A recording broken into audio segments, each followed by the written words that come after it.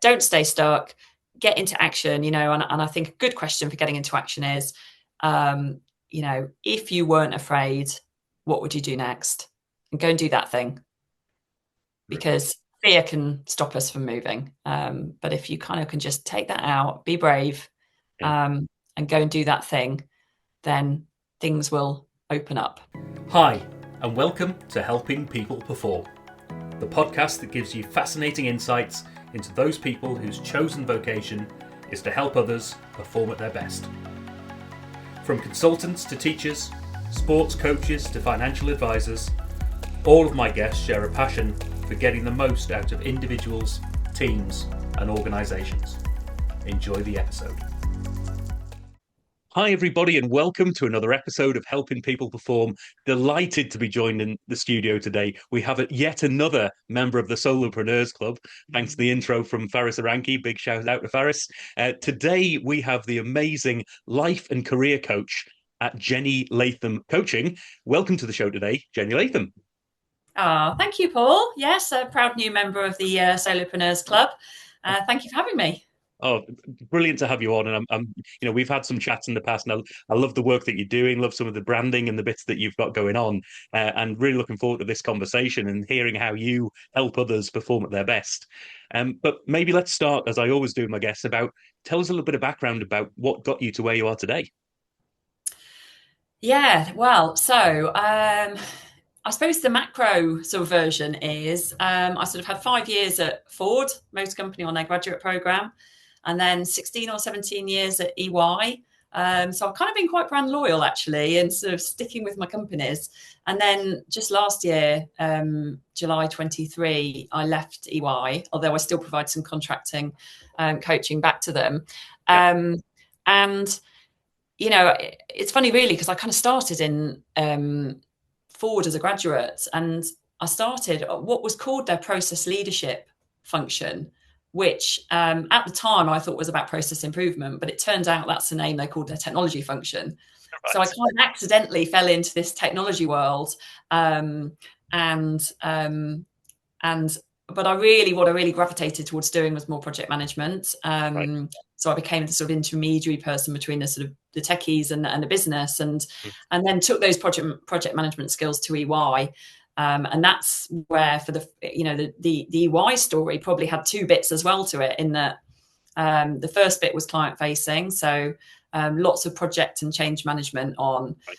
big transformation programs, big teams, mixture of consultants and clients, loads of challenge, really interesting work, loads of fun, lots of kind of social time as well, and sort of camaraderie of being in that big group. That's a really strong memory for me. And then lucky enough to go to Australia for 2.5 years with Right. EY as well, with my husband, who also worked for EY. That's where we met. Right. And, and then, that they had some great experiences there, but actually also some challenging times, because, I did this one particular project. I was newly pregnant. I was having to commute on a plane every week. And I was on a project that was kind of not my comfort zone. It wasn't, it was quite a stretch. Mm. And it was really challenging. It was one of just those quite sort of defining projects that is was kind of good and bad in equal measure, in a way. Yeah. And actually, when I came back to the UK, I was had my first maternity leave by that point. And when I came back, I decided that I was ready for a change from the client-facing work. And that point, I went to do started working with the leadership behind the scenes and actually running the business. Right. So for the last 7 years, I did a whole assortment of different roles: strategy, chief of staff, operational, people roles. So I got a really amazing and broad experience working with different partner leaders and that leadership team in, running various aspects of the business. And then in the final couple of years there, I did my coaching qualifications. I was part of the internal coaches network, and sort of found my love, really, for for that sort of I was going to say, found my love for a deeper conversation. I've always loved having a deeper conversation and sort of Yeah. helping people unpick what's going on and understanding what's really going on behind a mask. But doing my coaching qualifications and then, having the structure to sort of do that in a kind of proper way through EY was really eye-opening and a real privilege. So I I then started to think, actually, I feel like what I'm being drawn to is doing something which is more about helping people rather than helping businesses. Right. The byproduct clearly is about Yeah. helping um, businesses, because when people are performing, clearly the businesses thrive too. But I just love that ability to help somebody think out loud and to get out of their head and unpick all of that stuff that's going on, because we've all got it going on, but somehow we often think that we're the only ones Yeah. that is feeling it. So Oh, I definitely. found Well, that. I mean, that's such an amazing journey and experiences that go along. I've got a couple of follow-up questions, but one of the bits I've just written down here is that see that as a career path or some career steps that I've seen in others as well, which is you start off by helping your clients. Then you get Yeah, the opportunity to help the business to help the clients. And then quite often with people, particularly who go into those coaching roles, they want to help the people to help the business to help the clients. So it's like you sort of going deeper, deeper, unpeeling the onion. And I think it's an yes, intriguing sort of career path in its own right, really, isn't it? And even if you're yeah. staying loyal to those businesses, you can help at a deeper level. Yes, I love that, Paul. I never thought about it quite in those terms, actually. You've just given me a new lens on that. So thank you for sharing it.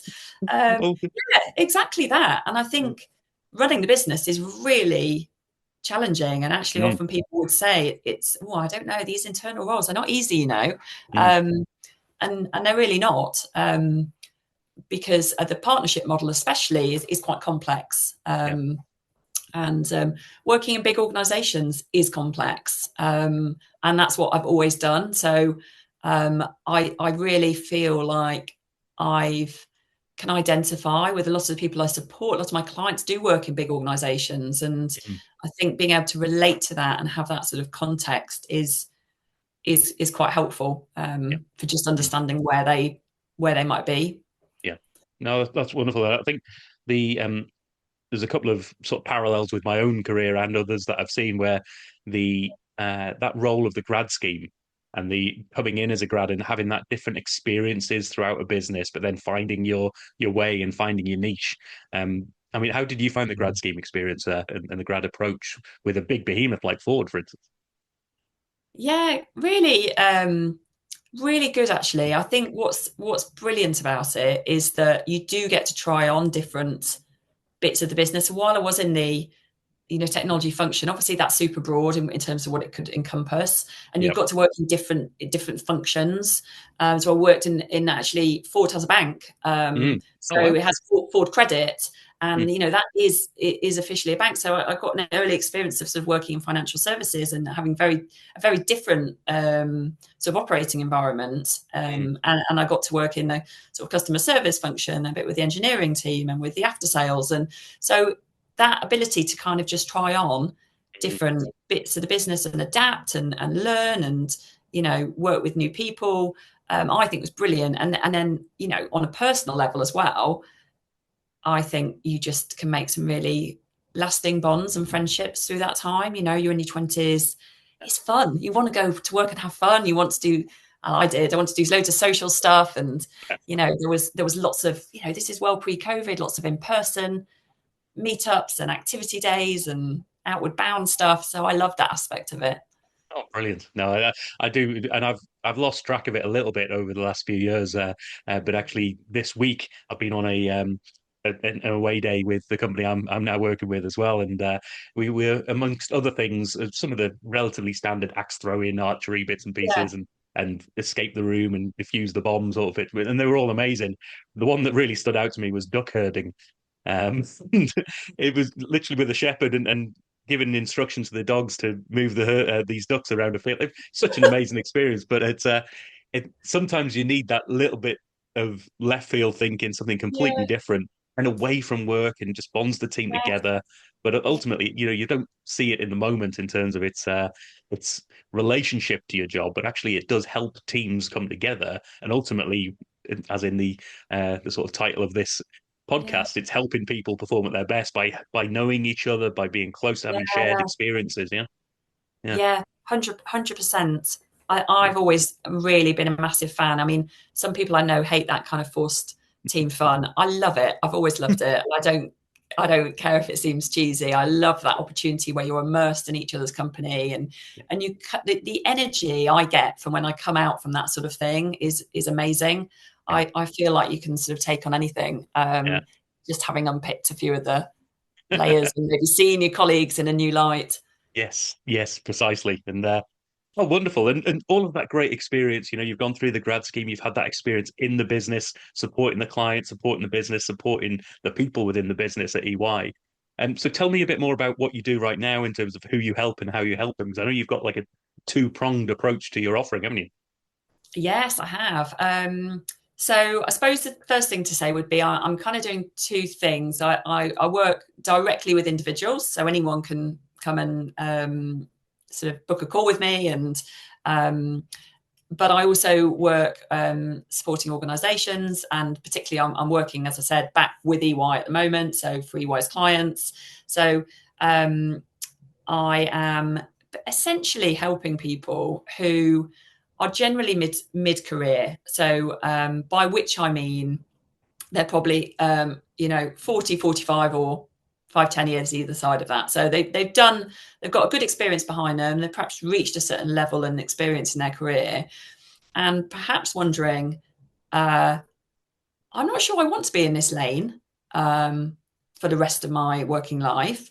Mm, Or perhaps thinking, I wonder if I can go higher. Do I want to? Is this the right next step? So mm, generally, when people are, and I think your 40s is such a pensive time for this kind of reflection, like a lot can change. And I think for some people, it means they've become parents. For some people, it means they've got to where they want to already in their career in terms of mm, level and are kind of thinking, what next? They might starting to have aging parents they're looking after. So things start to shift, and sort of priorities and values and what's important. mm. And I think it's really easy to have got lost along the way. But I'll come back to that into what I actually do. And essentially, I help people to kind of get all of that thinking and mind mess out of their head and unpack it and work out what do they actually want. Um, and and to kind of equip them with the tools and confidence to then take action towards whatever that is that they do want. So there's two bits to the thing I offer. So the first thing is called a career MOT. And so for all the British people, they're all completely au fait with this terminology. Although I did have to ask the the chap who did my MOT, I did have to check with him what it meant because I realised I didn't actually know. And it actually Oh yeah, stands for Ministry of Transport, right. I didn't Ministry know. of Transport test, as it Right, was, but everyone just calls it the MOT. But we right. all know and love the MOT in as far as it's a health check, isn't it? It's a Mm, safety check. It's a every year, let's do this check on your car and make sure it does what it's meant to. It's safe, it's roadworthy, it's had all of its things checked over. We do the same for our health. If you have any private health insurance, that's quite common for people to go and have those done. We go to the dentist every year, we have a hygienist, but actually it's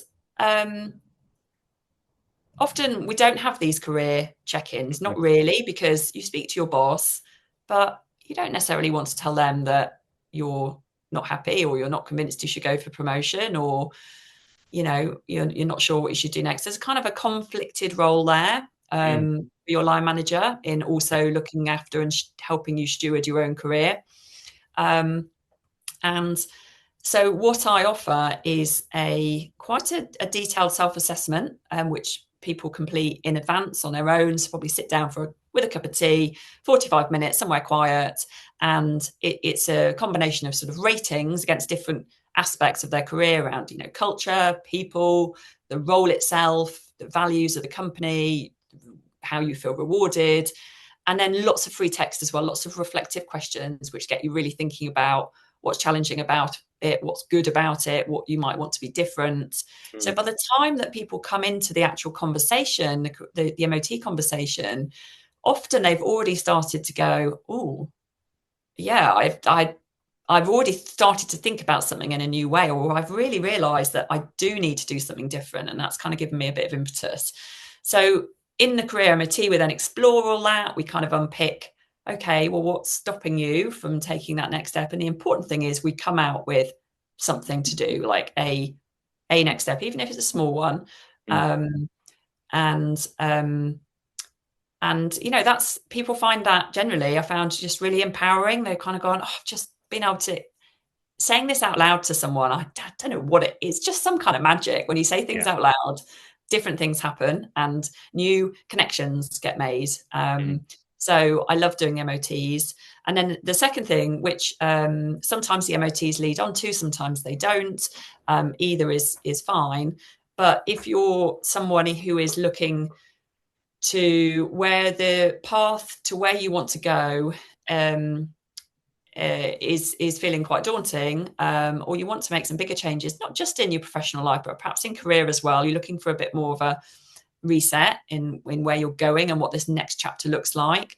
Then I offer something called the Next Step Navigator, which is a sort of a 12-week package where there's 6 coaching sessions, there's weekly accountability and reflection, there's sort of homework in between. So there's lots of exercises and tools that people do which provoke new insight, and I suppose sort of help them gather bits of the bits of jigsaw pieces together, because I think it's often about putting together this puzzle and actually just getting clear on, okay, what do I want, what are my values, what really are my skills. Yeah. A lot of people come in and say, oh, I'm just a bit of a generalist. I don't really know. I don't really know what I could do next with what I've got. And there's a lot of mindset stuff. There's a lot of confidence challenges. There's fears. Well, how am I ever going to earn this salary again? And I think that the lovely thing about the Next Step Navigator is it doesn't need to be career change.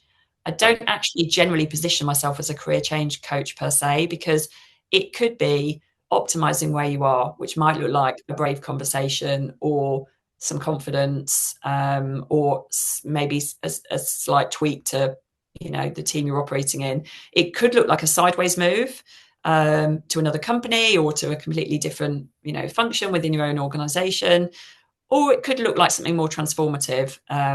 It might look like something completely different, or it might look like all three of those, because that's kind of what I did actually. I sort of Yeah. did some optimizing on where I was, and then I did a bit of sideways move within EY, and then before making that big transformation. So these things can take some time, and people are on different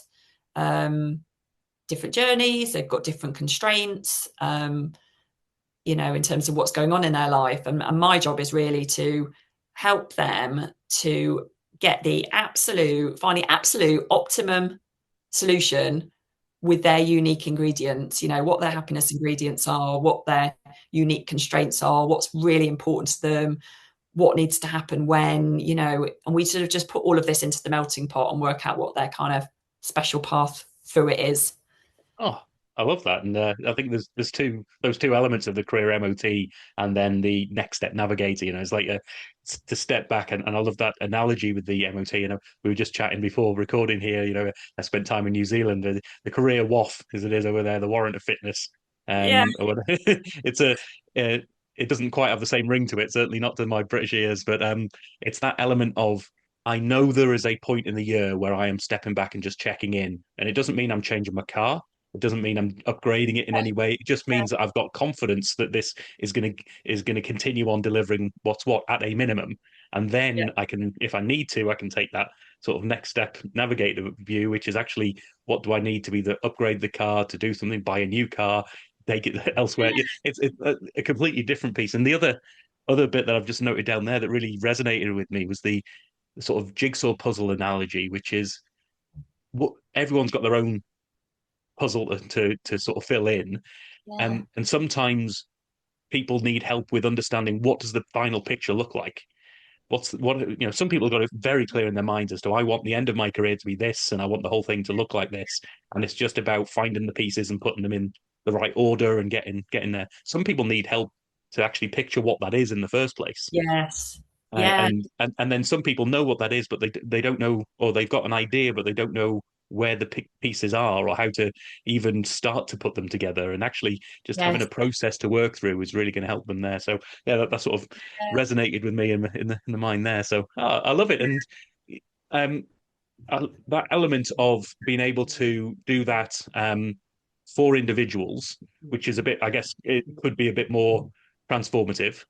But you mentioned about the within the organization. Obviously, if you're being a coach and a career coach for an organization, quite often what they don't want you to do, and this is a conflict I've come across, is they don't necessarily want you to become the best version of yourself as a whole. They want you to become the best version of yourself in their organization. And I Yes. think it Yeah. takes a really strong leader. And I happen to have an exceptional experience where a career coach that I had, and the coach was actually my boss. But one of the first things he said was, I want to coach you and your career to whatever you and your family need it to be. If it's in the business, fantastic. If it's Yes. outside the business, that's Yeah. great. But quite often, that conflict that you talked about with actually within an organization, sometimes you do need to focus on how do I optimize this within the constraints. So I guess it's two different constraint free for Yes. the individual and a slightly constrained but focused view within the organizations. Yeah. Yeah, no, that challenge is very real actually, and how wonderful that you had that person to help you in Mm, that way, because that's kind of how it should be, isn't it? I mean, of course, and ideally, any company would want their people who are there to be there for the right reasons and to be there for because they want to be and because they feel vested in it. Um, and typically, the work I tend to do with organisations is about the, you're right, it's about that optimizing piece. And actually, a lot of the time, in fact, if I think about some of the clients I'm working with at the moment, it's often about confidence to go to the yeah. next level, um, and question marks around, have I facing up to maybe a difficult interview process, or actually even when I get there, do I belong? Mm, Do I want to? Do I have a place there? Perhaps sometimes a lack of visible role models, people that look and feel and talk mm, like them at the next level. So it can be quite broad ranging actually. That whole career navigation. It might be people who are new in role and are trying to navigate, how they step up from being a sort of manager to a yeah. leader, and that's quite a different skill set. And to be honest, with all of these things, what people generally need is to be seen and to be heard and to be understood. And it's that sort Mm, of age old thing, isn't it? It's so simple, but a lot of the time in our kind of busy, fast paced life, day to day bosses will can sometimes find that a real struggle when they've got half a dozen direct reports to give them that time and to have they're not necessarily trained in coaching skills. So I think it's for any organization that can offer that to their teams, it can be so transformative in helping people just ignite them with that confidence and belief and clarity around what is right for them, whatever that looks like. yeah. Oh, that's wonderful. And yeah, I've always been a full advocate of coaching and questioning and challenging and supporting, because I do think you can get from the same team, you can just get the whole team's performance lifted up so high. And I think that's a fantastic way to do it. Um, I'm always interested with my clients, particularly those who spend all of their energy or a vast majority of their energy helping others perform at their best. How do you help yourself? What do you do to help Jenny be the best performer in your world as possible? Yeah. Oh, that's a really good question. Well, uh, I wrote a LinkedIn post about this a week or two ago, actually, because one of the things that really helps me is going for a run. So I just get my best ideas when I go running. Yeah, And so I need to make sure that I have a bit of a mental checklist of things that I know that will make Jenny work well this week. right. And that running is definitely part of that, and having enough downtime and, um, you know, moderating alcohol and having some journaling time and having a bit of time for myself in the morning before the children get up. So I sort of mentally scan this checklist every week. But outside of that sort of just looking after myself piece, one of the biggest challenges for me in moving to this freelance role is not being part of a team, is not having that energetic Yeah. connection that you get, like you just explained. I'm so jealous of your away day. I want to go on a away day. So I am part of a local networking group where I can go and see people in person. It's actually a women's specific sort of Right. founders group, which is brilliant. I met loads of great people through that. And actually, yesterday I spent a day co-working with one of them. So she came and we sat at my kitchen table and had a day being super accountable about what we were going to get done. And we sort of powered through. The solopreneurs group that you mentioned, which Faris leads, which is an informal group of people across the UK and actually globally, isn't it? Yeah, it's a global entity now. Uh, that's always a great platform for support and encouragement and questions. And then I do some reciprocal coaching with another coach so that we kind of help each other work through building a business Yeah. and just navigating life. Yeah. I think how lucky to be able to have this amazing coaches network, and we can help each other in that way because, Yeah. having a coach every week is a lovely thing to be able to do. And then I just immerse myself in podcasts. I mean, I am a self-development, personal development book and podcast junkie. I've got so many books. I mean, if I took all of the advice and all of the amazing wisdom from all of these books, I would be some kind of superpower woman ninja. I mean, there's so much good stuff in them. And the challenge, I think, is always in, being able to then execute on some of all this, the great stuff that you've taken. Yeah. And then I try and keep up to date with my own coaching development as well, because once you've done all your qualifications, you've got to really keep. Unlike any other skill I've learned, actually, I find there's just so much to keep learning. And I go to something where they have amazing experienced coaches where you can be a fly on the wall of them live coaching someone. Oh, nice. And there's a discussion forum afterwards. Yeah. And that's really powerful because you get to see other people's approaches and to see them in action. So, yeah, lots of learning, lots of podcasts, lots of books, lots of networking, and just trying to make sure I am getting energetic connection in my life, because that's really important to me. And I'm not one for sitting at my desk on my own in my virtual home office for too long. Yes, and it's getting that balance right, isn't it, between Yeah. what best way of delivering your product and your service, and then actually sometimes that can mean sitting in the office and being virtually accessible, but actually that makes you isolated and doesn't give you that energy fill that you need from elsewhere. So it's good to get that balance in play. And I Yeah. always ask that question because I like people to recognize that whilst everybody is putting this energy to helping others perform at their best, there's still the best way to do that is to put your own sort of life jacket on first in some cases, and help yourself, and that will help you be the best version of yourself to help others perform at their best. So Yeah, totally. I love that question. we'll have shorter questions then in terms of if you could help any individual or team or organization with the skill sets you've got, who would you want that to be? Well, I mean, they say your ideal clients tend to find you, and they kind of have. So I know some coaches who do something similar to me actually coach men and women. Sorry, they only coach men or they only coach women.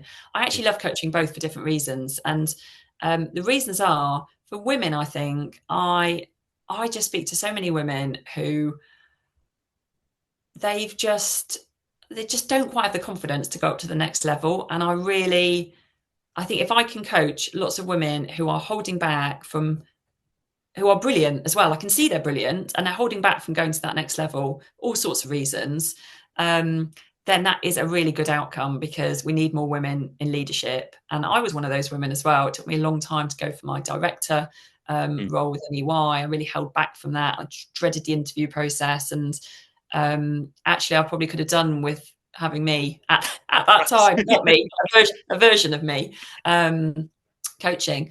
So I think I love helping women for that angle. And I think I love helping men, but for a different reason. And I think that reason is because I often find because women tend to talk a bit more to their friends and maybe confide a bit more. And I think I often speak to men who will tell me that they've not spoken to anyone about the way they feel, that they're maybe feeling a bit of shouldering a burden of, Mm. perhaps being the breadwinner, not always, because that's definitely not always the case. But just feeling a pressure to earn, but being miserable in what they're doing. Right. So I find that really rewarding. Mm. And nothing gives me greater pleasure than helping someone who feels stuck and feeling like they're frustrated, and they're kind of frustrated with their own inertia. Mm. They know they've been doing nothing about it, and they've probably got this kind of, must think about career vaguely on their to-do list. But on a Tuesday night when you've emptied the dishwasher, got the kids to bed, and you sit down at 9 o'clock, where do you start Yeah. on thinking about that amorphous, huge question? So um, yeah, I don't think it's an organization particularly. I think it's just a population of people who have got great talents, are great people, but are maybe either lacking the confidence to go up in the lane they're in, or the confidence and the kind of, where to get started on making some other kind of move. And when I start to see people um, talking their way into what they're going to do next, because often they do actually know there's something in there, Yeah. hidden, and it's my job to kind of try and surface it, um, and make it shiny and help them sort of then go out and do whatever it is. That's just really rewarding to me. Yeah. Oh, Um, that's brilliant to hear, because I think uh, it's the very much as you say, your ideal clients come to you and they'll find you in the end, and having that passion that comes across is just going to be something that's going to attract more and more people at that stage. So that's fantastic. If you could sit down then and have a conversation, have a coffee, have a drink, have a meal with somebody who you think actually just that conversation itself could help you perform better, who would you want that to be? oh, what a fab question. So I think this is one of these questions where I should probably lay in bed tonight or wake up in the morning and think, oh gosh, I wish I'd said so and so, because there could be lots of different answers. But who I'm going to say is another life coach, actually, who has become very sort of well known and well regarded in his field. And he's also a speaker and an author. And his name is Simon Alexander Ong. And Right. I actually first saw him talk at an EY event. We had like a learning at work week a few years ago, and then I got a signed copy of his book from the event, and then quite embarrassingly, he saw me reading his book on the tube. He sat opposite me. I didn't know this. He took a picture of me. And then he posted it several months later on LinkedIn. I still didn't know anything Yeah. of this was happening. So I was just scrolling LinkedIn as you do. And I saw this, and I follow him on there. Yeah. So I had done since I'd read the book. And I saw this picture of myself on the tube reading this book. Not a Fantastic. very good one either.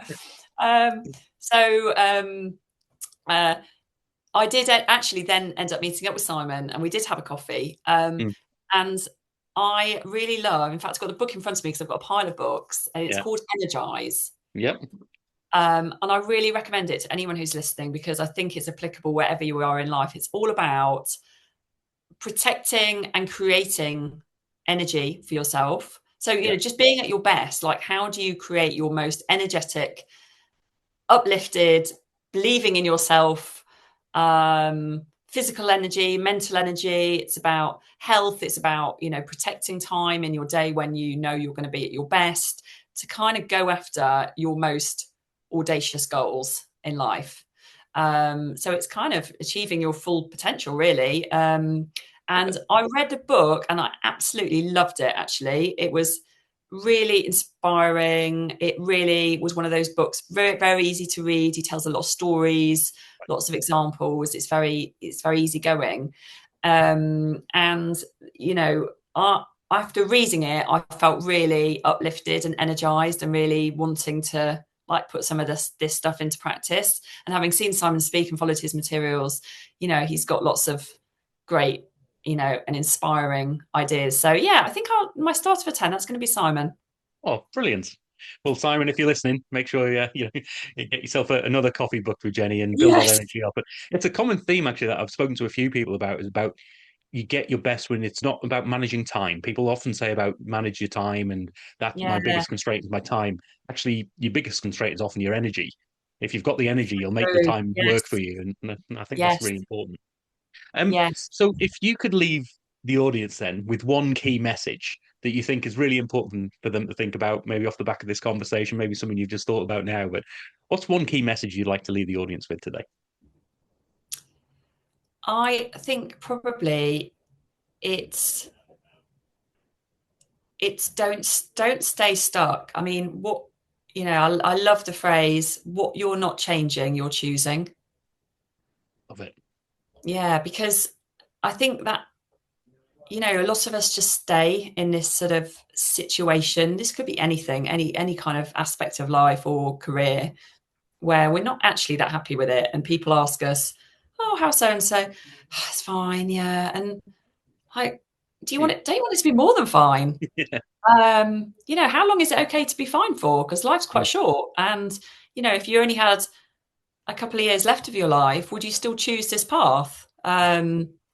Now, maybe that's a slightly draconian question, but it does start to provoke a slightly different mindset of like, okay, what do I really want to say when I look back in a year? I'm not really one for 5-year planning or 10-year planning even, but I think there is definitely something in. I think I'm a big fan of just planning your next step, and then I think other things will follow. Just keep following Mm, what you're passionate about, and it'll come towards you. So yeah, don't stay stuck. Get into action. And I think a good question for getting into action is, if you weren't afraid, what would you do next? And go and do that thing, brilliant. because fear can stop us from moving. But if you kind of can just take that out, be brave, Yeah. um, and go and do that thing, then things will open up. Love it. Absolutely love it. Oh, that's fantastic. And so if people have got that fear, or if they kind of got a view as I've got a fear, but I don't know what it is, maybe just I'd like to have just a conversation or find out more. Where do people get in contact with you? How do people find you and get in touch with you? Yeah, well, as we speak today, so we're in September, that my website's just being finished actually, so it's not up and running. Right, But LinkedIn is the right. go-to. So Jenny Latham, ACCICF, that's my sort of coaching qualifications at the end of my name. That's where you'll find me. Yep, Drop me a note on there. You can easily book an MOT right. through the link on LinkedIn. Yep, And the MOT is a really good starting place, because that's okay, let's just get off the hamster wheel for a minute and stop and reflect. And then, yeah, then we can go from there. And it's a good way of testing out in a really, the MOT is £97. It's an absolute bargain. You get a professional coach for, 45 yeah, minutes. You get a self-assessment. And it's a good way of testing whether I might be somebody you'd like to work with. I won't be for everybody. mm, Chemistry is really important with a coach. So it's a nice way of actually making some progress, but also just getting a feel for what it might be like, just sort of trying it on yeah, in not a sort of sometimes just like an introductory call can feel a little bit scary, right. maybe. Yeah. But there's a structure to the MOT, which is nice. Love it. Love it. And as always, I'll have those links and a couple of other links I've noted down. We'll have the link to Simon's book and various other bits that are in here. We'll make sure that we make capture those in the show notes so that people can just go straight to those, connect with Jenny, Yeah, have that brilliant. conversation, have the career MOT, go through it and see where you're at and see where it takes you. So Jenny, such an amazing conversation today, and I really applaud the work you're doing, and may it long continue. So thanks for being on the show Oh, today, Jenny Latham. thank you, Paul. I've loved it. Really nice to chat with you. And yeah, thank you for your great questions. I always, I've learned a few new things today as well. Brilliant. Cheers. Okay, take care. Thanks for listening to today's episode.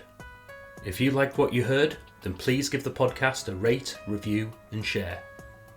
I'm Paul Teasdale, and from sausage making to banking, oil and gas to Formula One, I help people perform. If you'd like to find out more and have a conversation, contact me via helpingpeopleperform.com.